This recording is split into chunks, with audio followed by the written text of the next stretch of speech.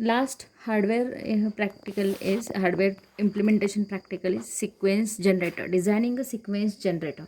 Now we can design sequence generator in two ways, with the help of counter or with the help of shift register. That is sequence generator using counters or sequence generator using shift register. We have studied both in our theory part, but for implementation we are just doing it with the help of counters. So what it means, how I can generate a sequence generator using counter.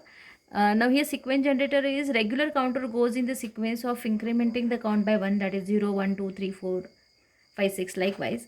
But in sequence generator the counter goes in particular sequence of counts, that is 0 2 3 5 7, and the remaining counts are not present over here, that is 1 4 6 are not seen. So once it reaches 7 it goes back to 2, goes back to 0, and again 0 2 3 5 7. Second example is my counter starts with 0, then 7 2 5 3.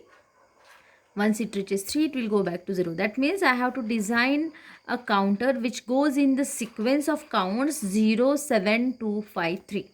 Now here there are two different methods for designing a counter, designing a sequence generator using counter. One is with bushing and other is without bushing. So sometimes whatever unavoidable or whatever states, those are not considered in this particular sequence, that is 1 4 6. So we can ignore these states, or if my counter goes by mistake, if my counter goes into any of this state, we have to direct it towards the valid states in the sequence. So that is done with the help of bushing. That is, if any of these three states comes, I wish to direct it towards zero state. Now here we have directed it to zero state. Not necessarily every time it has to direct it to be to the zero. We can direct these states to any of the valid states. I can direct it to 7 or 2 or 5 or 3. So here I have directed them to the initial state, that is 0. So this is with bushing. And second way in which we are totally ignoring the states which are not in the sequence, that is, if I am going to design a circuit or the sequence generator which goes into the sequence 1 3 5 7, so remaining 2 4 6 are totally ignored. So we haven't considered anything about it.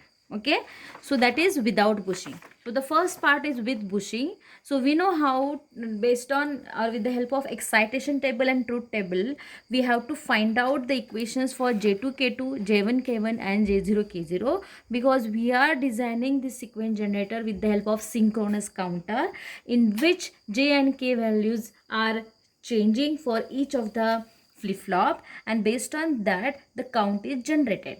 So based on the excitation table, based on truth table, and based on the sequence in which it goes, that is, if my current state is 0, the next state will be 7. Likewise, current state, next state, putting those values into K-map, then a simplification of K-map gives me these equations.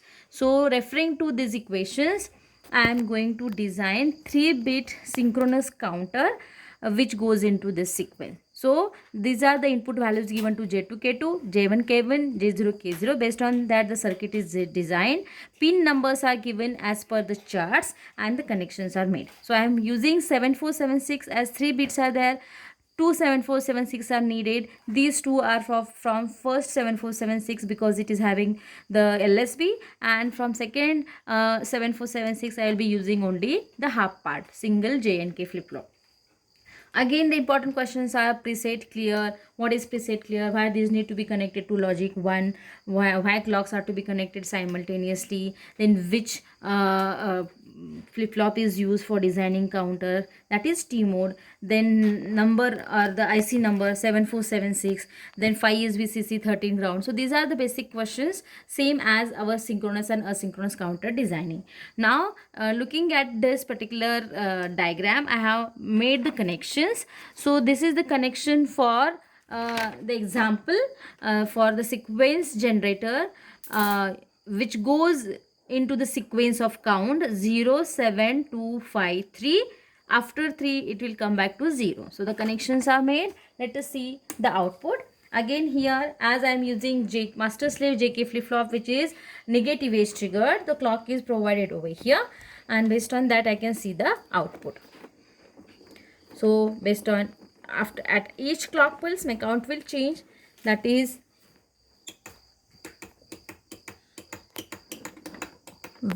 0 7 2 5 3, 0 7 2 5 3.